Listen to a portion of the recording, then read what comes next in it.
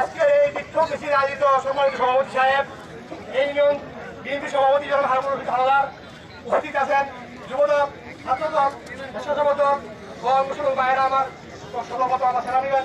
আসসালামু আলাইকুম ওয়া রাহমাতুল্লাহি ওয়া বারাকাতুহু। আজকে আমি একটা কথা বলতে চাই, এটাই আমেরিকা যারা আছে সরকারি কিছু বলে শোনেন, আমেরিকা যারা আছে যারা মুরগির পথে আছে, আমি রশিদ মোল্লাকে জিজ্ঞেস করতে চাই, রশিদ মোল্লা সাহেব, আপনার মুরগির মানুষ আপনাকে সম্মান করি।